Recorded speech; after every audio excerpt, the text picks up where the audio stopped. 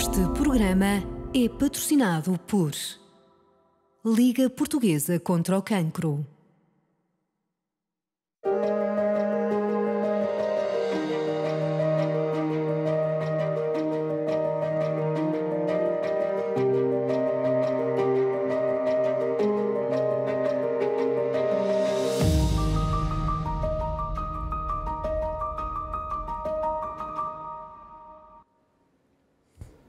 Olá, estou muito feliz por poder contar consigo para mais um episódio das Segundas de Conversa, o seu programa de Literacia em Saúde. Seja muito bem-vindo. As Segundas de Conversa resultam de uma parceria entre a Liga Portuguesa contra o Cancro, o Canal S+, e a TSF. Hoje falaremos da prática de exercício físico na prevenção e na doença oncológica.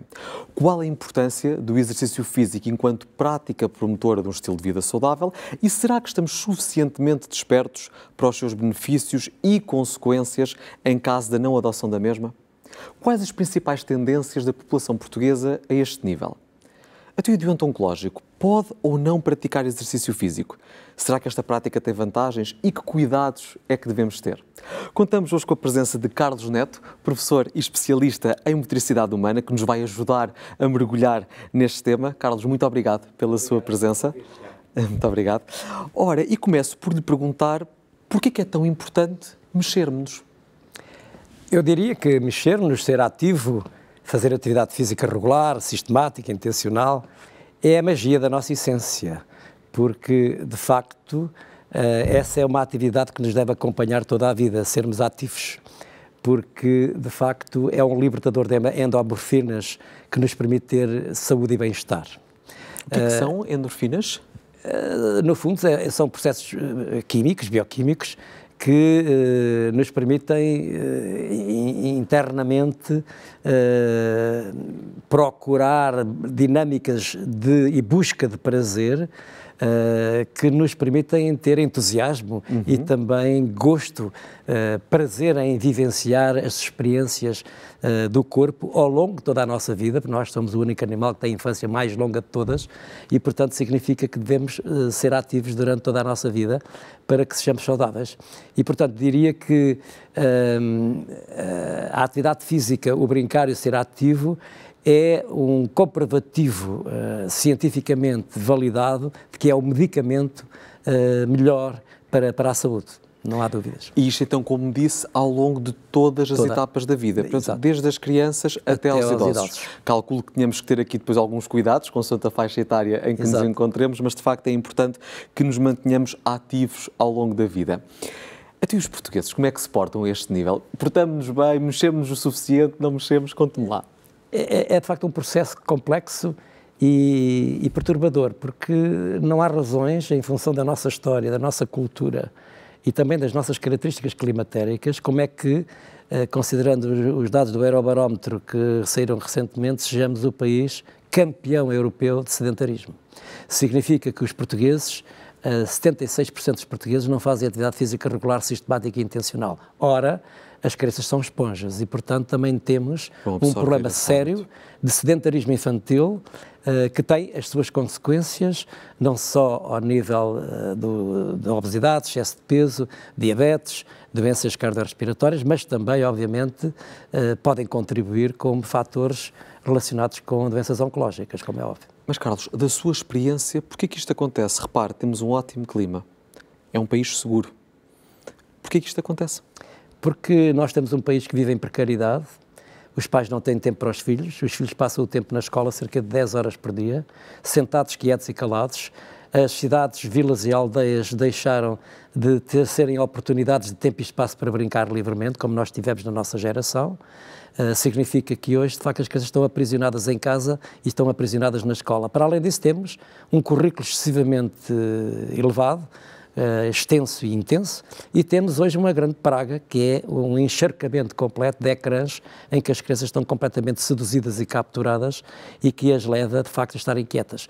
E, portanto, isso significa que a atividade motora, a atividade física, a atividade lúdica diminuiu consideravelmente nas últimas décadas e nesta transição ecológica de natureza climática, era energética e também digital, nós estamos neste momento a criar um problema muito sério, a curto, médio e longo prazo, para a saúde pública. Então, mas quer isso dizer que nós estamos a falhar na educação das nossas crianças? De algum modo sim, e de resto deveria ser dada prioridade não só às atividades artísticas, como também às atividades lúdicas, centradas na atividade física, à educação física escolar, ao desporto escolar, mas também ao desporto em geral, no sentido da formação desportiva, no sentido de melhorar as competências motoras, lúdicas e também sociais e emocionais, portanto, das crianças e jovens, como é óbvio, porque é o futuro da humanidade, claro, o futuro da sociedade. Não é? Tocou um ponto muito relevante que é os ecrãs. Sim. Que também tem aqui certamente um impacto grande, claro, porque a criança estando presa a um ecrã, isto é fácil, porque temos aqui um jogo, um filme, uma série, o que seja, o estímulo para mexer é inferior. Sim. O que é que devemos fazer a este nível? Como é que nós podemos contrariar esta tendência? Porque 10 horas na escola, sentados, quando chegam a casa certamente também não vão fazer exercício físico, porque entretanto depois já há outro tipo de atividades, muitas vezes têm trabalhos de casa para fazer. As crianças estão bombardeadas de um ponto de vista perceptivo e de um ponto de vista sensorial pelo número de horas que passam frente aos ecrãs. Isso está estudado de um ponto de vista de estudos longitudinais, transversais e também, diríamos, estudos retrospectivos, de que isso tem uma consequência grande se não houver bom senso e equilíbrio no número de horas que os dispositivos, na utilização de dispositivos digitais. Claro que eles vieram para ficar, devem ser utilizados até na escola para ir buscar informação, mas é preciso distinguir o que são dispositivos digitais lúdicos e aqueles que são para buscar informação para fins pedagógicos.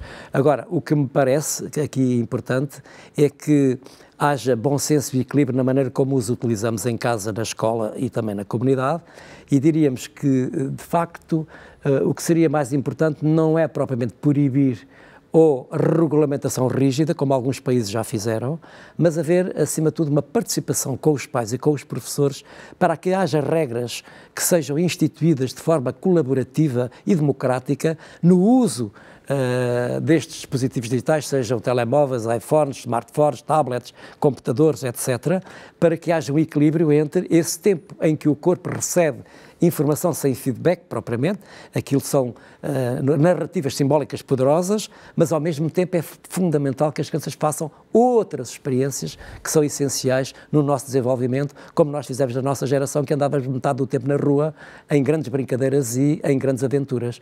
Hoje as crianças já não sobem às árvores. As crianças hoje, de facto, têm umas competências motoras muito diminuídas. E isso concorre tudo para que fiquem doentes, mais cedo ou mais tarde. Compreendo.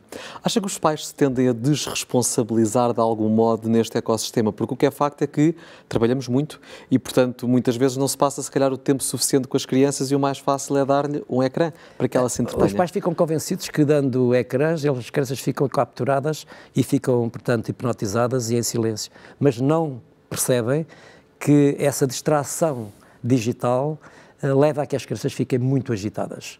De resto, ainda com o aparecimento desta pandemia recente, as crianças hoje vivem não só um sofrimento existencial, corporal muito forte, tiveram uma regressão nas suas habilidades motoras, por outro lado têm uma ausência enorme de socialização, de contato físico. O contato físico é fundamental, não se pode confundir isso com o isolamento social.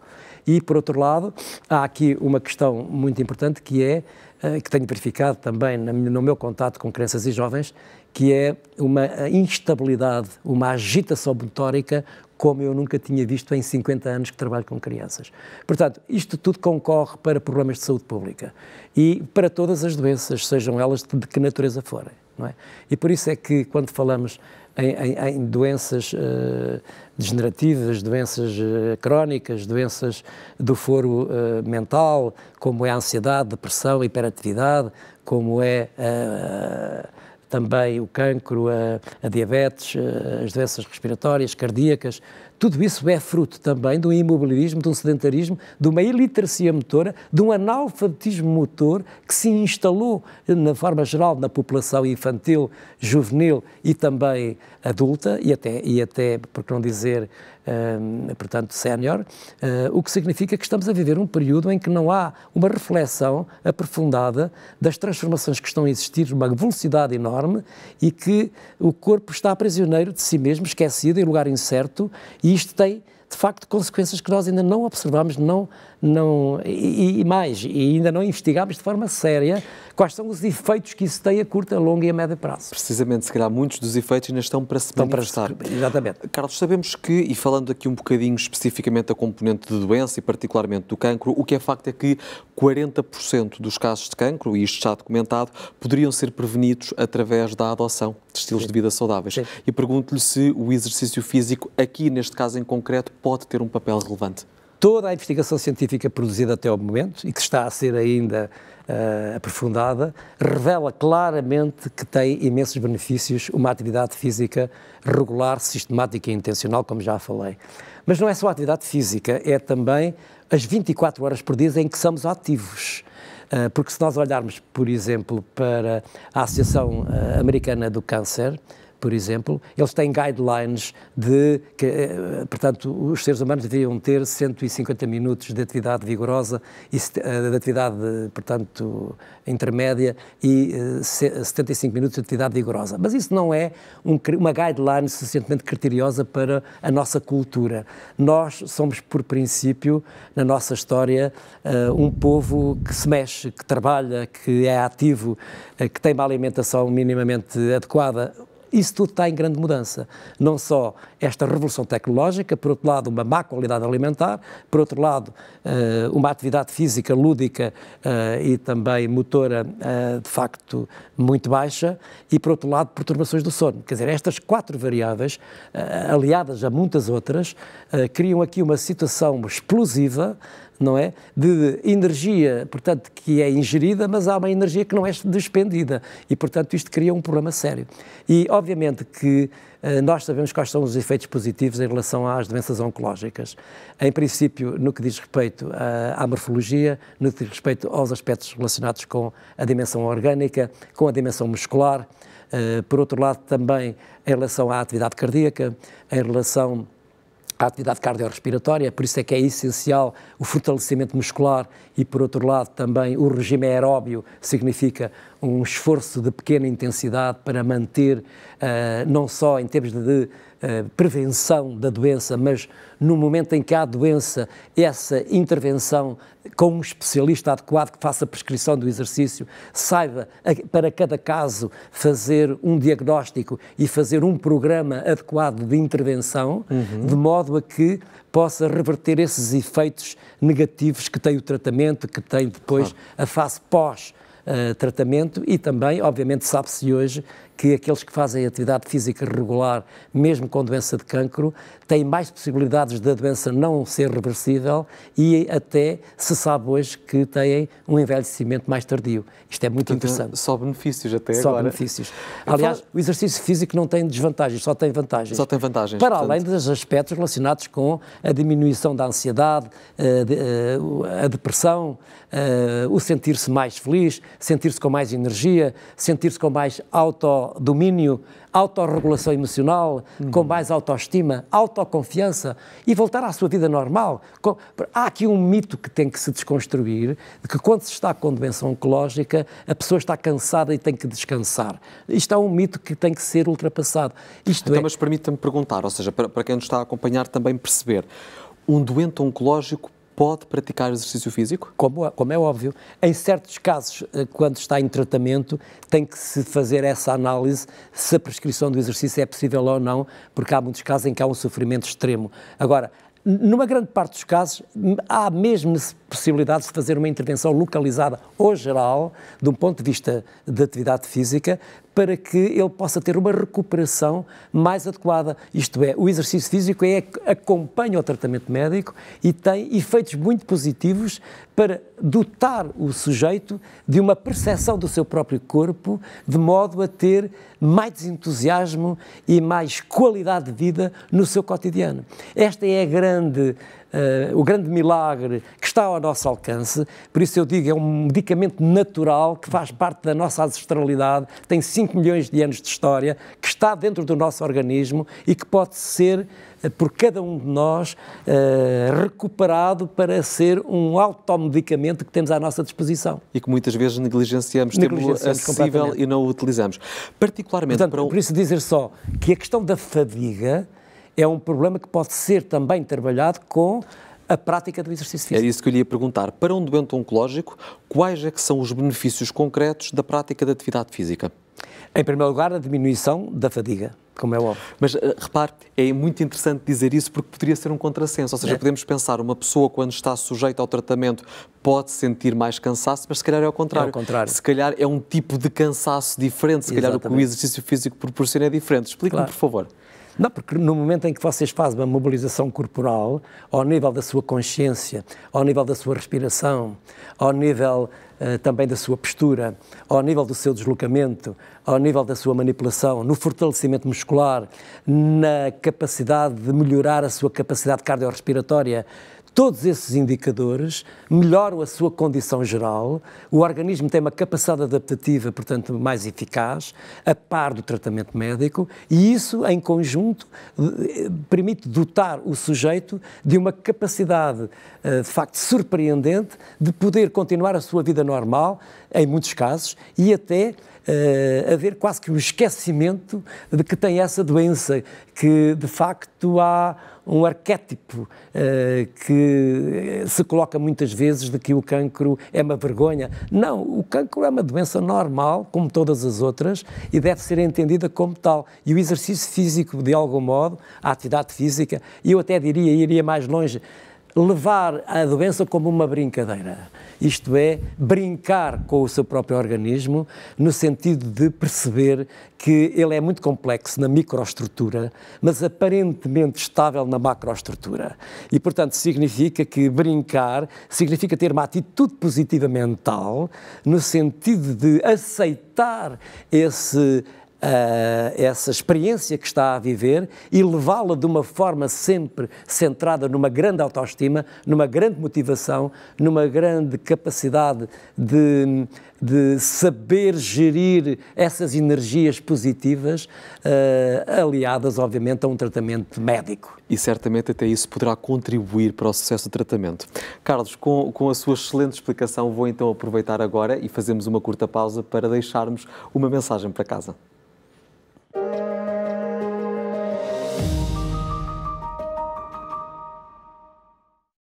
O exercício físico exerce um papel essencial no doente com cancro. A nível psicológico, destaca-se o papel preventivo no desenvolvimento de morbilidade psiquiátrica, constatando-se uma diminuição dos sintomas depressivos e ansiosos, assim como ao nível psicossocial, incluindo a capacidade de completar as atividades diárias, socializar, aumento da satisfação com a imagem corporal e consequente melhoria da autoestima, aumento da energia, restabelecer a rotina, facilitar o regresso ao trabalho e, sobretudo, a percepção de normalidade. Em caso de dúvida, entre em contacto com a linha Cancro 808 255 255.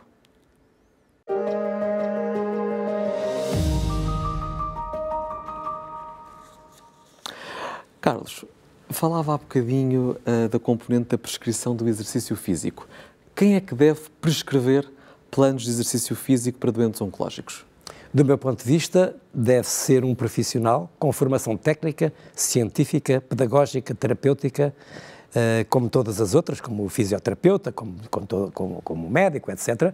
Mas o especialista em educação física e desporto, mas neste caso com a especialidade de exercício e saúde, ou chamado fisiologista do exercício, que é uma figura que está a espalhar-se basicamente em todo o mundo e que está a ter uma formação nas universidades e politécnicos com esta especialidade, é a pessoa mais habilitada para fazer o diagnóstico, para fazer o tratamento e, obviamente, saber exatamente para cada caso qual deve ser o programa que deve, de facto, ser implementado. Para além disso, quer isso dizer que existem diferentes tipos de programas consoante o tipo de cancro que estamos a falar? Cada caso é um caso e é em fases diferenciadas, antes, durante o tratamento e após o tratamento, e por isso deve ser acompanhado.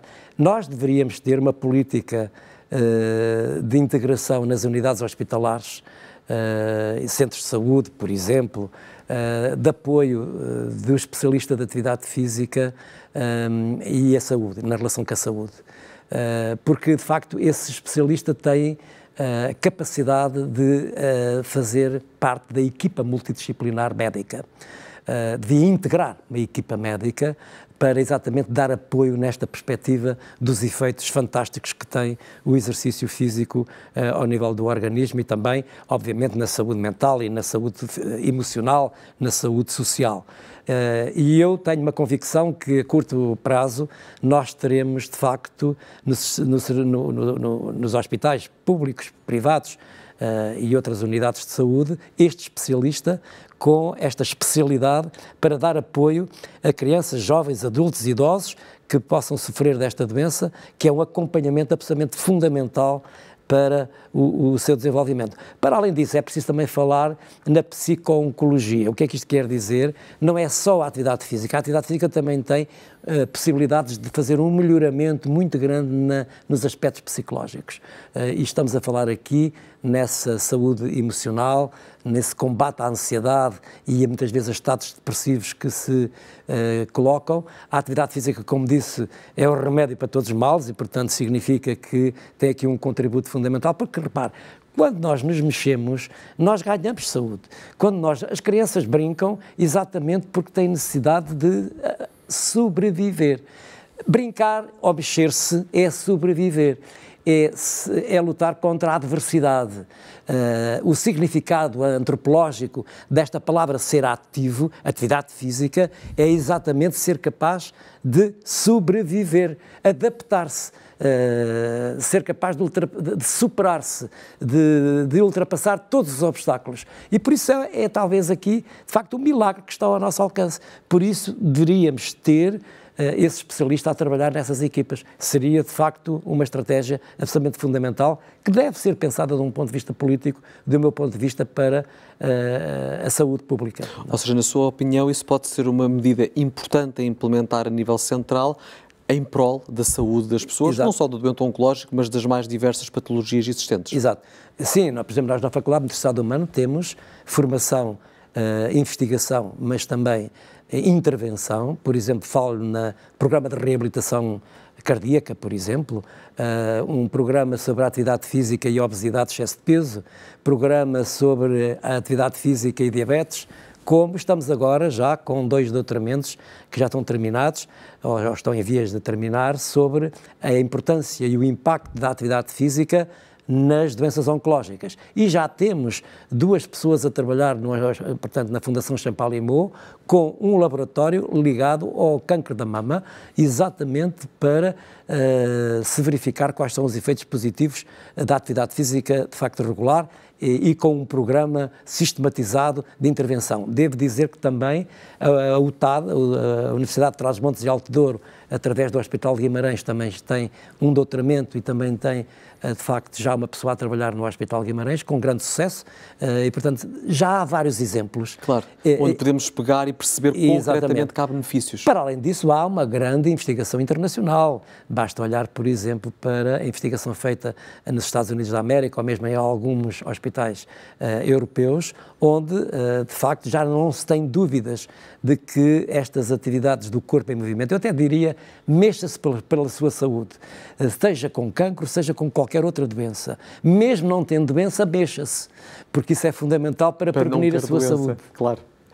Fará sentido pensar, Carlos, que uma pessoa que tenha um nível de atividade física satisfatório, digamos assim, caso venha a ser diagnosticado com cancro, vai tolerar melhor o tratamento? Podemos pensar nisto? Não tenho dúvidas. Se ela já tiver hábitos de atividade física regular, e essa atividade física regular não significa só ir ao ginásio e fazer 1 hora ou 2 horas por semana. Não, é aquela pessoa que já é ativa por natureza, que nas 24 horas anda, aproveita corre. O dia. Exato. Eu diria que, até se quer que a minha opinião mais sincera, uma das atividades mais espantosas que uma pessoa pode fazer durante toda a sua vida é passear. Passear todos os dias. Em vez de passear o cão, passeia-se a si própria, que é fundamental, e ir para o meio da natureza, ter banhos de natureza, porque é também importante, para além de mexer o corpo, saborear o silêncio, contemplar o corpo na natureza em relação aos cheiros, em relação aos sons, isto é, saborear os ruídos do silêncio. Mas porquê que não fazemos isso, Carlos? Não fazemos isso porque temos uma vida completamente estruturada, formatada e completamente manipulada. Nós hoje temos uma existência que está, de facto, organizada segundo uma dimensão autocrática, aí, aparentemente, vivendo nós numa democracia. Nós temos, de facto, hoje, dificuldades em ter capacidade de parar, de fazer um exame sobre a nossa existência e perceber que andamos a viver à pressa, exaustos, cansados e não temos noção do limite. E, portanto, este é um grande problema relacionado com a saúde pública porque o corpo foi desvalorizado, só se interessamos pela mente, interessamos pelo cérebro e não percebemos que tudo está ligado a tudo, nada está separado de nada e que o corpo é, de facto, o arquiteto do cérebro, através de emoções e sentimentos. Claro, e, portanto, há várias dimensões. E isto tem que ser visto numa visão holística e, portanto, também no ponto de vista da saúde, isto tem que ser visto. E o corpo não pode ser desvalorizado. O corpo não pode estar, de facto, aprisionado em casa, no hospital ou em qualquer lado. O corpo tem que se mexer para ter saúde, porque sempre foi assim na história. E com esta entrada nesta revolução digital e agora com a inteligência artificial, esta situação vai piorar ainda mais. Portanto, significa que esta robotização da nossa existência leva-nos a pensar que vivemos neste mundo líquido e que temos que fazer uma grande reflexão, uma tomadas de decisão até políticas, para, de facto, termos políticas públicas, cidades ativas, escolas ativas, famílias ativas, hospitais ativos. Claro que sim. Hospitais ativos, de modo a que haja saúde. Falando em atividade, e de facto vou repescar dados que partilhou connosco ao início e que de facto gostava então de partilhar com quem nos está a acompanhar, porque de facto, de acordo com a American Cancer Association, as recomendações para sobreviventes dos diferentes tipos de cancro indicam a prática de pelo menos 150 minutos de atividade física de intensidade moderada ou 75 minutos semanais de intensidade vigorosa. Partilhe estas indicações sempre que lhe fizerem sentido e lembre-se, a Liga Portuguesa contra o Cancro está disponível para o ajudar e esclarecer a qualquer momento.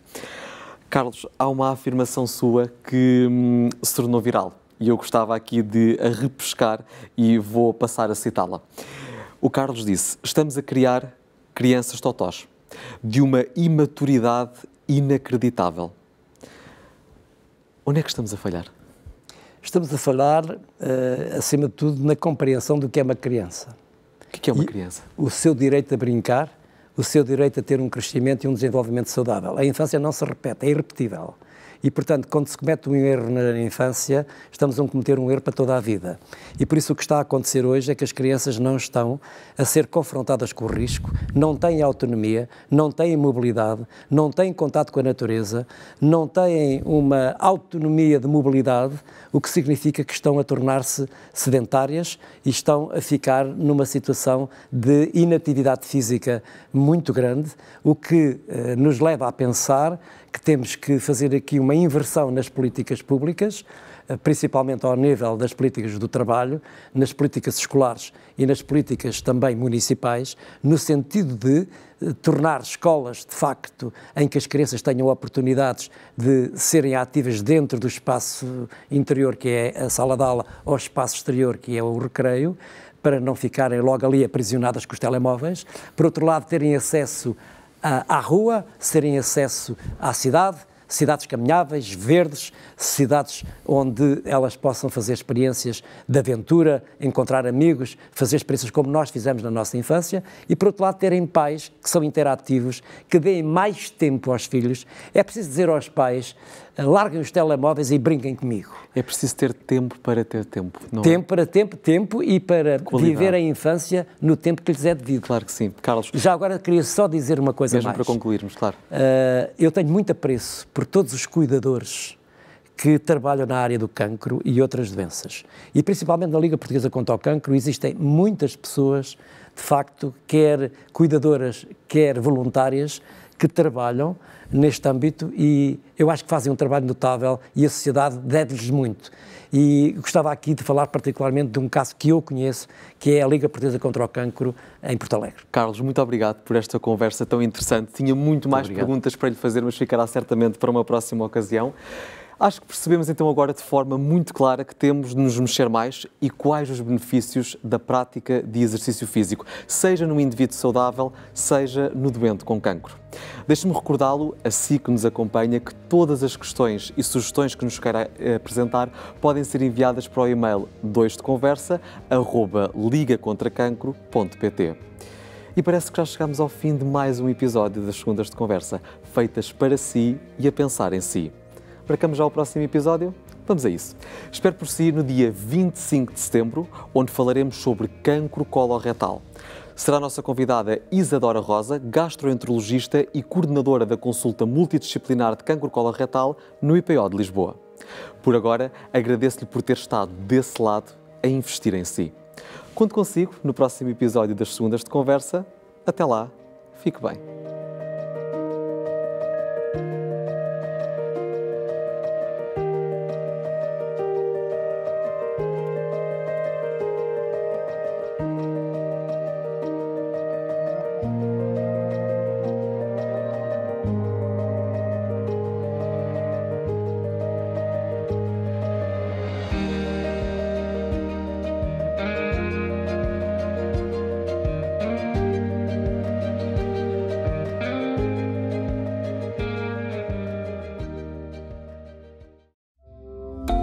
Este programa foi patrocinado por Liga Portuguesa contra o Cancro.